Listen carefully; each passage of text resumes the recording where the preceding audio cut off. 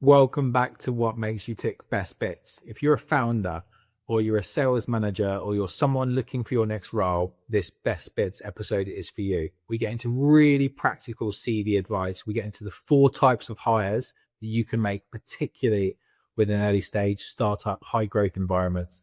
So if you're looking for a new job, you're looking to hire, or you're looking to just finally solve this incredibly complicated problem of getting a job or hiring the right people, in this 30 minutes Best Bits episode, we cover all of those topics. It's from my great friend James Bissell's podcast, the Hit Your Numbers podcast. I was lucky enough to go on last year. So we brought it onto the What Makes You Tick platform for you to enjoy, have fun. And if you've got any questions, reach out to me on LinkedIn. I'll put a link in the show notes. Enjoy.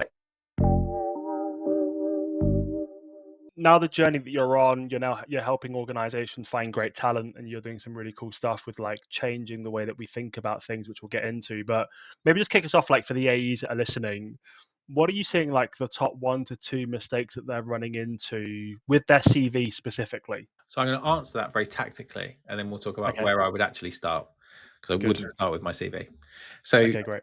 you know this as a hiring manager who's hired lots of salespeople during your time and worked with lots of people who are in the transition, right? What's the first section of a CV? The first title that we're going to go and fill in? What is it? Yeah, like it's usually like a summary, right? It's like, here's my name, here's how you contact me, and then like here's like this like elevator pitch about me. Yeah, exactly. So if you go to any CV template, first title of the section that we're going to fill in is normally personal profile. Yeah. James, can I ask you a question? Yeah, you can. James, what's your personal profile? I'd have to pull out my CV, which I've not used for about 7 years. Yeah, but what is it? What is your personal profile? That's a really good question. Is it a good question? Well, it's a good question for this conversation. It highlights the irrelevance of it on the CV for sure. Exactly. Right. It's like a sales team's proposal deck. It's like, here's the first slide of our executive team, and then the second is our VC. Like, it's pointless, right? The first thing that a template, and it literally, if you go to like Canva and you type in CV template or any Google search, anything, the first thing is personal profile. And I'm like, if someone asked me, Richard, what's your personal profile? I'd be like, what the are you talking about, mate? It doesn't mean anything. So we then spend our time going, right, what is my personal profile? And then everyone writes the same thing. So everyone writes in that personal profile section. What do they write, James? Whatever's in there, they just change the placeholders out to make it a bit more like them. I don't like golf, but I like Formula 1. Yeah, exactly. Right? Exactly. I'm coachable. Exactly. I work well in an individual or part of a team. You know, I'm a dynamic, hardworking individual. Blah, blah, blah. You're making me shiver. Yeah, and it's in a block of text. Like who's got time to read blocks of text anymore, right? If you don't give me bullet points, I haven't got time, right?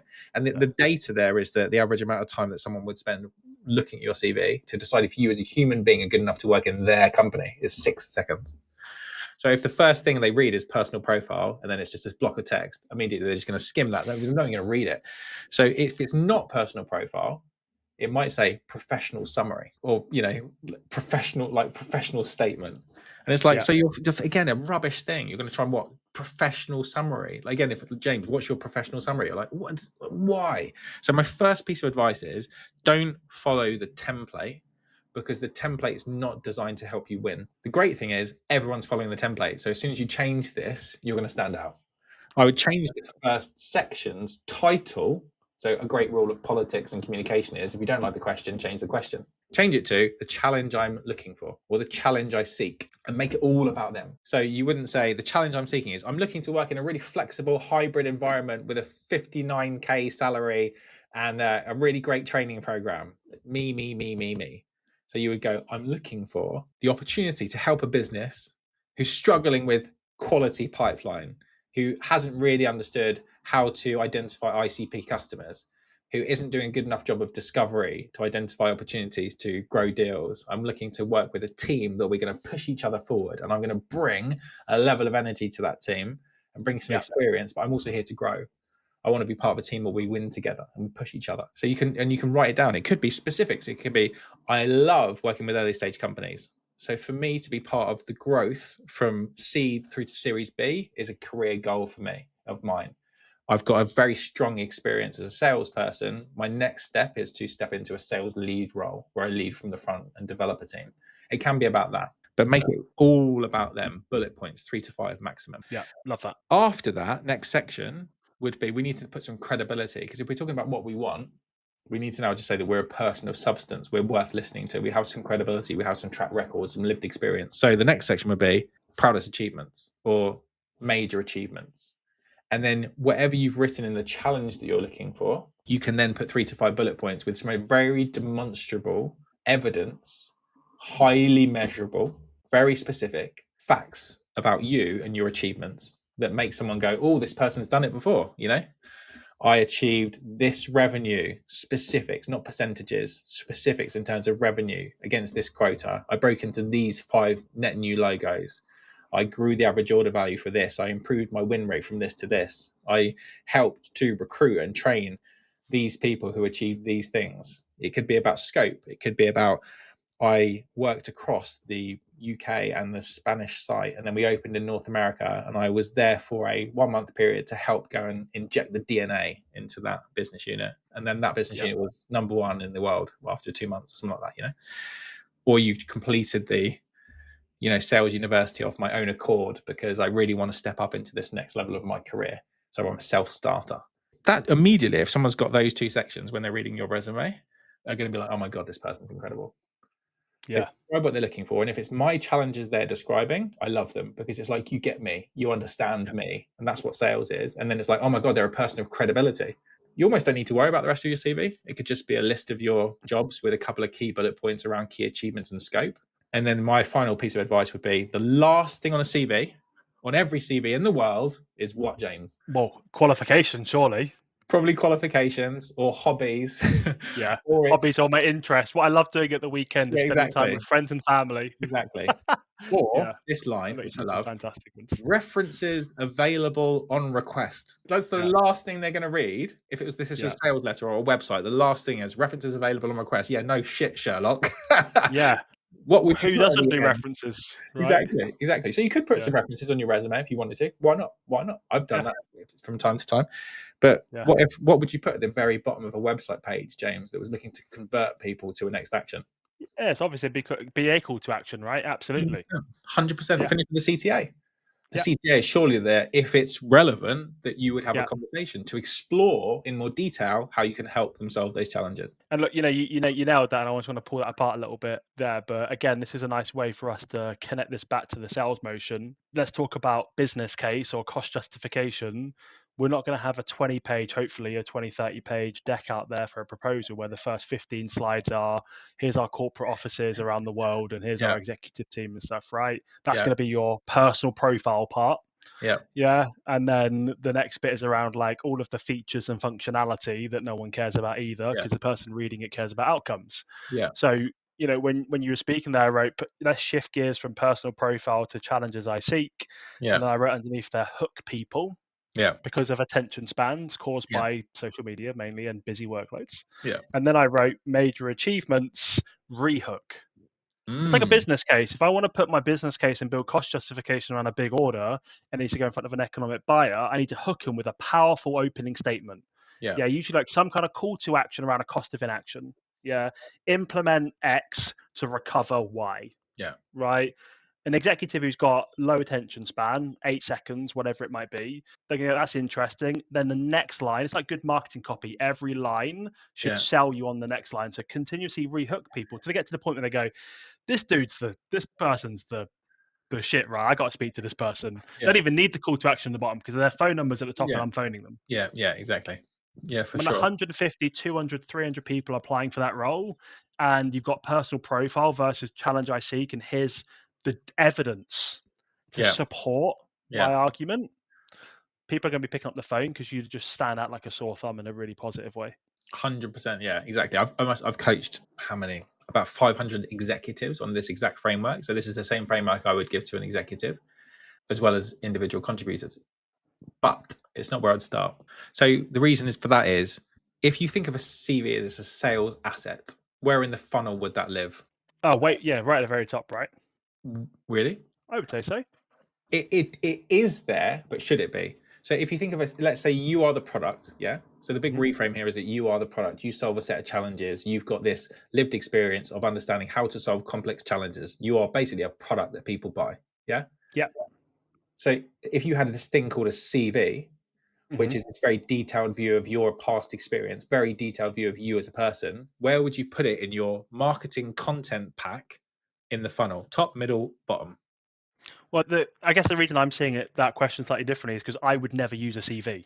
Yeah, okay. But unfortunately, I agree. And I was like, going, should I just not tell people to do the CV? But I would say having a good CV is a good thing, because sometimes if you're applying for a job, people want to go and see it. But it's not where I'd start. The Yeah. CV, would it be would it be the first thing you'd send out to someone? Oh no, definitely not.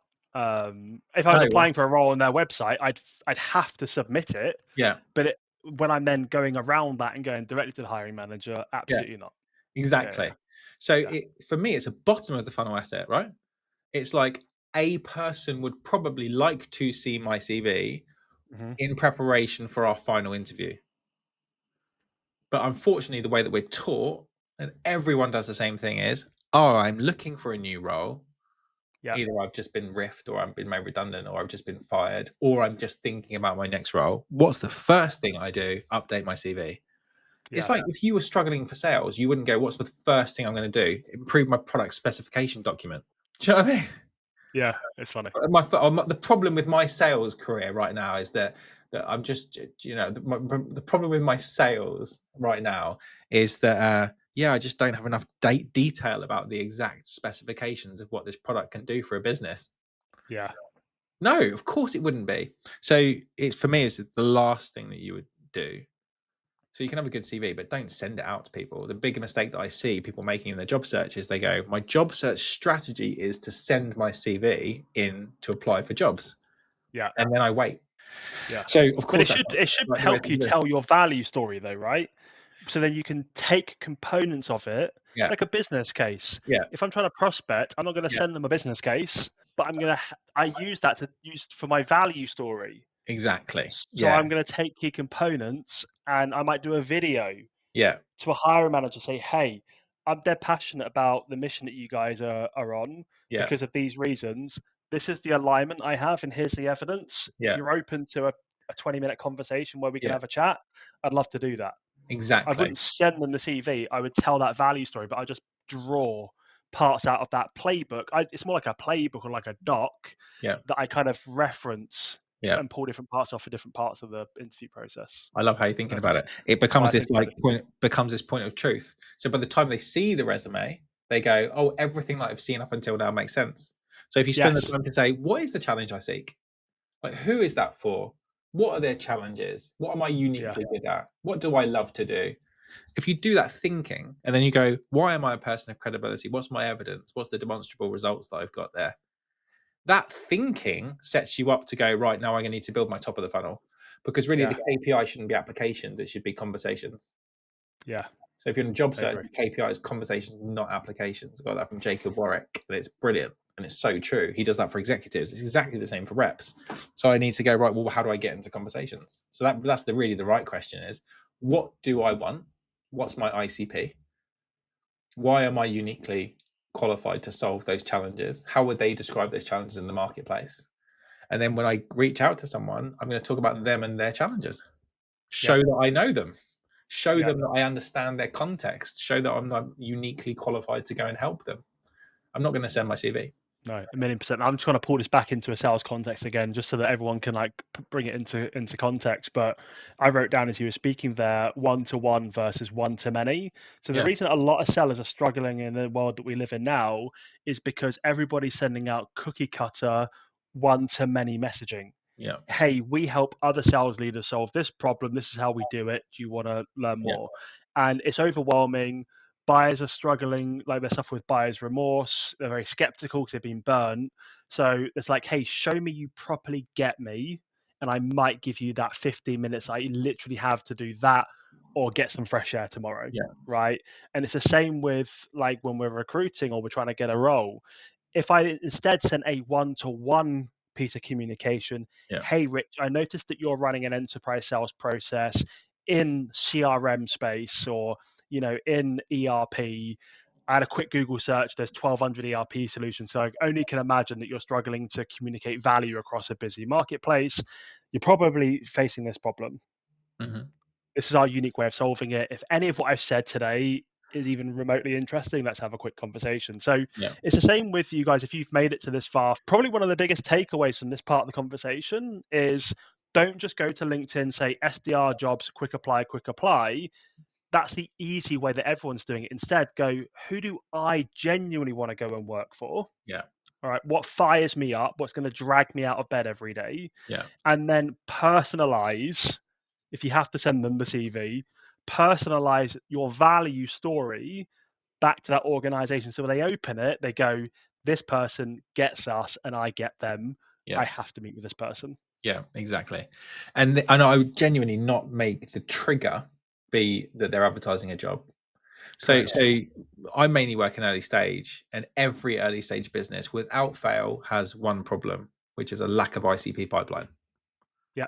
All of them. And then they often have a second problem, which is we don't have a very good conversion rate from pipeline to close one. And then they have we churn. So it's like we don't have enough of the right pipeline. We're not converting enough of the pipeline. And when we win deals, we often churn, and often because of a lack of sales skills, prospecting, all that stuff. So really the right place to start is to say, I'm pretty sure that every business has a problem around what I'm uniquely qualified to do as a salesperson, which is find ideal customers and then be able to speak to their problems and engage in conversations with them, and then understand them and connect and qualify and generate opportunity and sell value. And then I'm able to convert that through to close one revenue. And I make sure that that's a really good client because I hand it over to CS in the right way. And then we cross sell and upsell, and we grow massive deals. So if you can demonstrate to a hiring manager, and I really don't like that language of hiring manager. Really, I never ever in my entire career as a hiring manager once said I'm a hiring manager. Yeah. So you find the business leader who owns the team, who owns the problem, who has the responsibility for that revenue and that result. Find them and you say, hey, I am pretty sure you're not happy with the quality and volume of your ideal customer pipeline. Yeah. And you probably aren't converting as much as it to one revenue, and you've probably got a churn problem. Maybe it's because not enough of your salespeople are doing what I'm doing with you right now. Yeah, 100%. I think you nailed it on that trigger piece. Yeah, it's like I have to go to LinkedIn, find the ones that are hiring today. So you'll know because I hand over or make a lot. I say hand them over, like they're my property to give you. I introduce you to a bunch of AEs that stop by and say, "Hey, do you know of any companies that are hiring that you're working for?" And if I don't, then I, pass him your way. I'm like, this guy, if he's working on anything, it's going to be super exciting.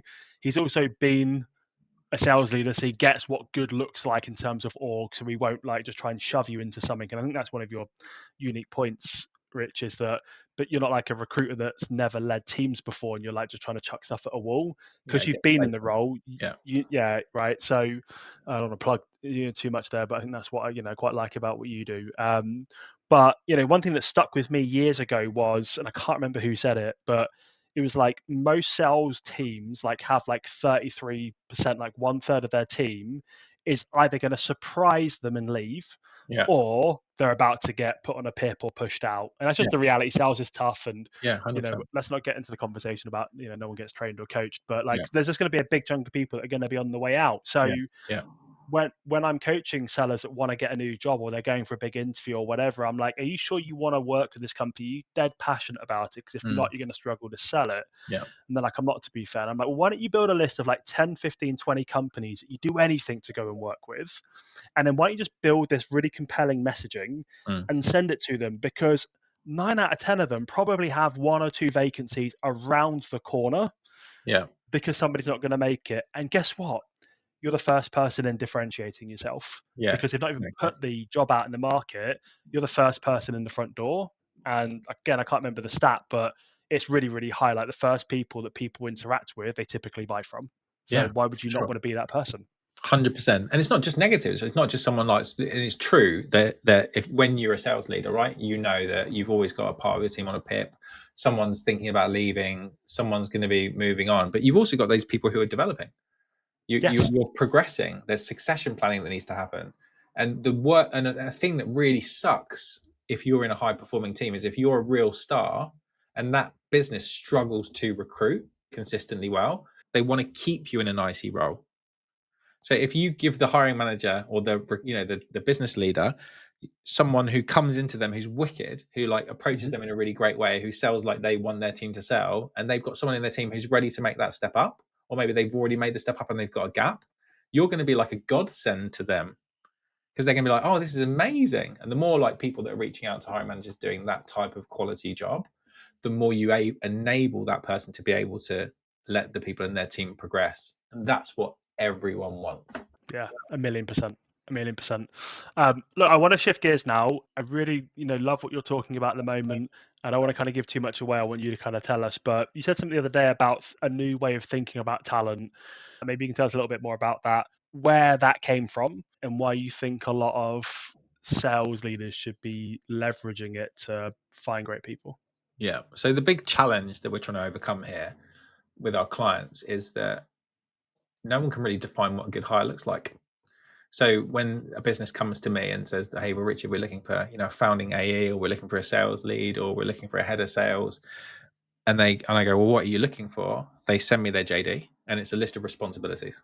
So it's a set of things I want you to own. And often the first thing is, I want you to have 5 years experience of my industry in this type of role. And it's going, right, so what you want is someone who's done exactly what you're looking for them to do in your business before, who's done it for 5 years, and would now move to your company on a similar salary. Like or less. Or less. What are you going to get? You're not going to get that like person who's killed it in that business and is like on their next stage, and you're not going to go, oh, well, I need a VP sales, but I'm going to take this sales manager. I don't want to be the person who does that next bridge for them. So the whole thing's broken. And often when I ask people, what are you looking for? In terms of the person, they say, I want an A player. I want a star. I don't want B players and C players, and then they resurface those Steve Jobs clips from the 80s. And I'm like, cool. So what is an A player? And now every single person that I've ever asked that question to has an answer for me. The problem, James, is that it's never the same answer. So there is no uniform definition of what an A player is. So that's a massive problem. So we've got this language that we use. We want A players, we want stars, but we don't have a way to describe what that is and define what that is, and therefore design the right questions and assessments and score. Or qualify. Yeah, exactly. Qualify them, right? Exactly. Define what that looks like in your context. Exactly. So a lot of people have developed their own, this is what we're looking for.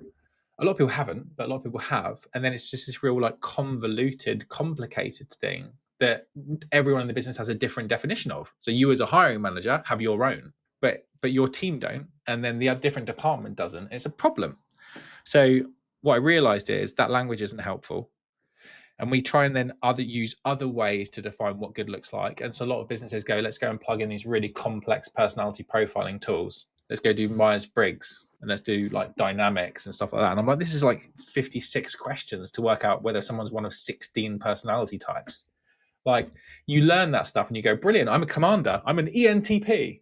Have you ever used it in hiring? No, of course not, right?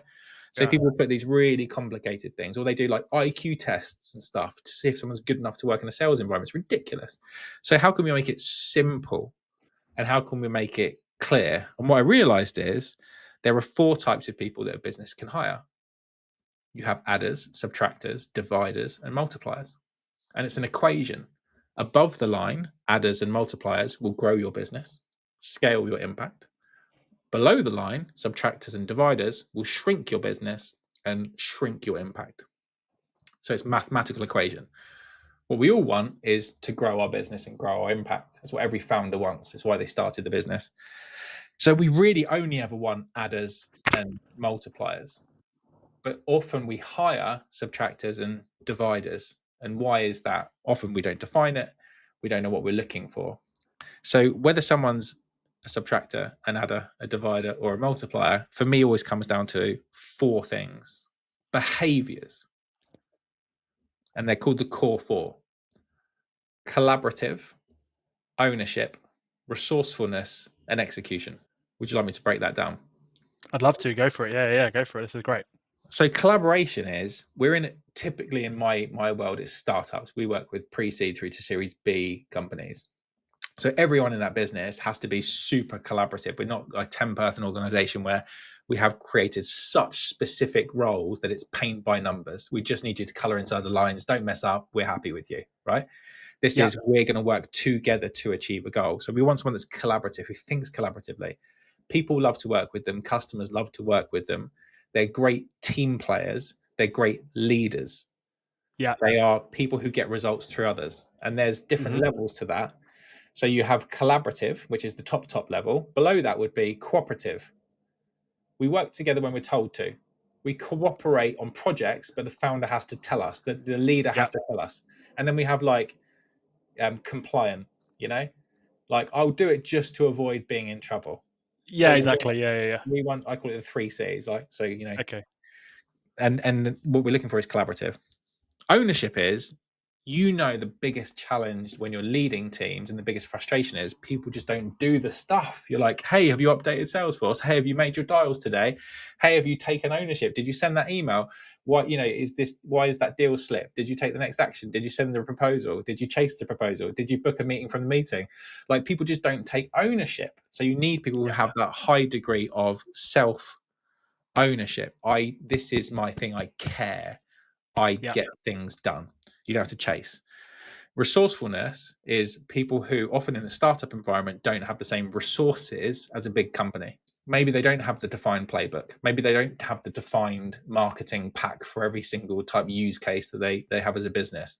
Maybe it's not all figured out. Maybe they don't have the coloring in thing to go and color in. Maybe they have to go and innovate and come up with new ideas. So you want people who are problem solvers, who can take something that's not complete and then complete it. If something's broken, they fix it. If something's not built, they build it. If someone needs lifting up, they lift them up. If a customer's got a limited amount of resources, they help them find more. They're finders of resource, and they bring everyone to a different level. And then the last one, which is really interesting, is when I've done LinkedIn polls around this, the number one gap that people find hardest to hire is people who have a high degree of execution, a bias for action. We call it agency. And I'm going to give you a definition. I haven't learned this off by heart, so I'm just going to read it for you. But high agency describes a strong sense of self-direction and control over one's life and work, characterized by proactive actions, a focus on achieving goals, and a willingness to adapt to overcome challenges.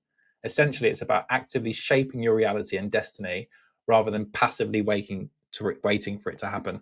That's what sales is. We get stuff done. They always achieve the result. Find a way or make one. So if you get those core 4 things, collaborative, ownership, resourcefulness, execution, you are a multiplier. If you miss one of those, you miss collaboration, you might be super driven, super resourceful. You take ownership, but you're working against the business to your own goal for your own reasons. You're a divider. If you're missing the ownership piece, you might have an adder who's good, they get stuff done, but you're constantly having to chase. They're not pushing for the next level. Maybe they're missing on resourcefulness and you're having to chase them and go, well, what about this new idea? What can you think about the bigger picture? And if you're missing all 4 of those things, you have a subtractor and you just need to cut them and get them out. So that's the multiplier matrix. And every business needs multipliers who multiply the impact of everyone around them.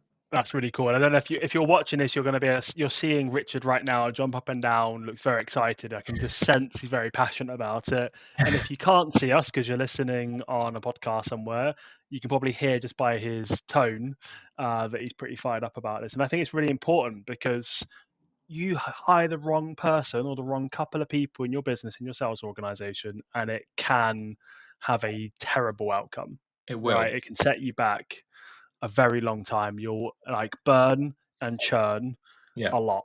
And a lot of it's like, it is avoidable, right? By having the right frameworks and tools in place. Yeah, for sure. Absolutely. 100%. And the reality is, if you hire some adders, like you can have adders in your team, they're fine. You never fire adders. Keep them in your team. They do the job, but they're not going to be the ones that multiply impact to people around them. So you don't make them your leaders. Yeah. An adder will never hire or develop and train a multiplier. So you need multipliers in your leadership positions, but adders are fine. Like you need those steady state players. That's great. But as soon as you put some subtractors and dividers into teams, people hate working with them. They create conflict. They create politics. They will kill like a cancer the business culture that you created. and they can take years to sniff out until you see the damage that they've done. People hate them. Gary Vaynerchuk talks a lot about this, his golden rule, just don't hire dickheads, right? Yeah. And what that really means is people who just aren't aligned, coming back to that very first point. And if you've got a few subtractors in the team, which a lot of businesses do, which you could call like your B players and your C players, what happens is everyone else does the work for them. So your multipliers will spend all their time just clearing up the mess, or the managers spend all their time trying to coach the bottom 25%, and they don't spend the time working with the multipliers. So the multipliers could become disillusioned and then leave, or worse, become a divider.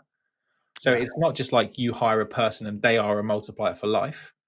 You can absolutely coach up adders. You can absolutely fix dividers because it's about alignment. And you can absolutely and constantly need to challenge your multipliers to achieve more because they're on a path for growth. This is why the 5 years experience of the previous role doesn't work, because no multiplier stays in a role for 5 years. It makes total sense. And Rich, I think we have to come back and do a whole episode just on this, because this is stuff that I'm really passionate about as well. And I think, again, yes, it's a problem, but that creates a massive opportunity for a lot of organizations, right? And I think we could probably have a whole session on this. Before we kind of just get into some like rapid fire kind of closing questions here, I guess there's some content around this multiplier matrix that people can access, is there? Yeah, absolutely. So if you are someone who's hiring, there's a multiplier scorecard that you can go to multiplierscorecard.com, and you can work out what you've currently got on your team today and how ready you are to go and scale your business. And if you are someone who's looking for your next role and you want to work out how you can position yourself as a multiplier, as well as to qualify if the environment is conducive with you being a multiplier, how collaborative is the team? How much ownership do they want you to take? How resourceful will you get to be? Then I'm working on a set of questions around that too. So maybe by the time this comes out, they will exist. If they don't, feel free to message me and I'll share some examples of things that you could ask. Yeah, I would definitely check it out. I think it's, like I said, totally relevant. We'll definitely get you back, Rich, to do a whole session on that. But just conscious of your time. I know you're a busy chap. But I just want to close with some rapid fire questions, if that's okay. Are you ready? Go for it. All right. Biggest takeaway tip for an AE that's listening to this today? Treat your career like a sales process. So constantly find the right challenges for you to work on, and then position yourself as the solution to those problems. That's for getting a job. If you're going to be in a career, in a job, then be a multiplier. Be very collaborative, take ownership, be resourceful, execute, and you will be very easy to lift, and you'll take others with you. Nice. And given how popular this thing is, if you're an AE and you're not a sales lead, I'd go and get a copy of this multiplier content, because then you can align well with it. And that'll only help you by putting your best foot forward. What about your biggest takeaway for a sales leader listening to this today? Hire multipliers. Don't just put a system in place that blocks people, talented people, finding you. If you put too many layers and too much process in front of people being able to get access to you, and you just push everyone back to talent and go through our process, it's like an ideal customer coming in. You're saying, sorry, you have to go and complete this lead form and speak to our SDR and have a demo before we can show you pricing. You might have the perfect person coming to you, just like take them while they're available. So make yourself super easy to connect with, and then hire multipliers and look for those core 4 characteristics. Love it. And then last 2 questions. Do you think finding a job, or going out into the big bad world and being able to find a job, should be something that's taught at school? I think there's loads of fundamental building blocks that need to exist for someone to be able to find the right challenges for them. Because I picked leisure marketing at university, right? And then I just went through this journey of realizing what I had to go and do to fill the skill gap that I had, which meant I wasn't getting the 30 grand a year salary, but my first salary was £7.20 an hour. I went through that journey. So I think that there's a whole piece around helping people to find their true strengths, helping people to find what they get fired up by and lit up by, like you said, where they will be a multiplier, and then creating systems and tools and training for them to go and be ready to actually go and get that opportunity when they find it.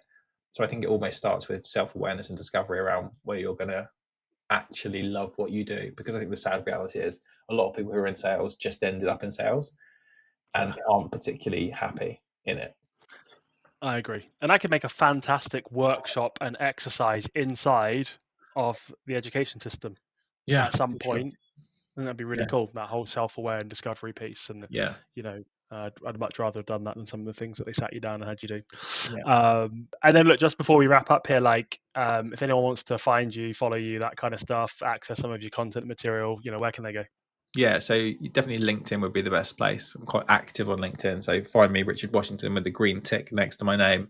And yeah, check out the Multiplier, scorecard.com. And then we run our own podcast called What Makes You Tick, which of course, James, you have been on.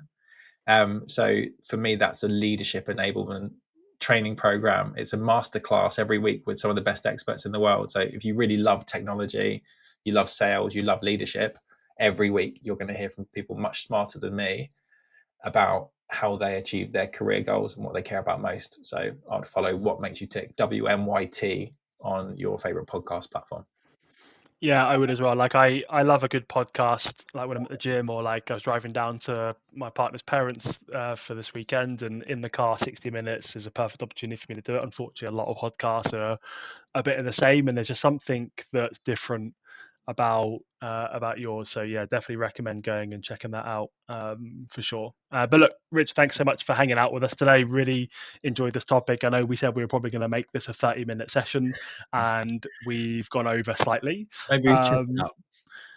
But I think it's top of mind for a lot of people. It's highly relevant in the world that we live in today, and I think we could have spent just as much time talking about the multiplier matrix, and we'll definitely have to get you back to come and have that conversation. But have you enjoyed the session? Yeah, you definitely got me in flow. So thank you. Great questions. I love. We talk most days, don't we? Right, on WhatsApp and send each other voice notes. So it's great to sort of like chop it up with you, mate. I would really. And we're eventually going to meet each other, which is bonkers because we've been talking for so long. We've had so many calls, WhatsApp voice notes every 5 seconds, but never actually seen you in person. So I'm looking forward to doing that at the weekend as well, which will be good.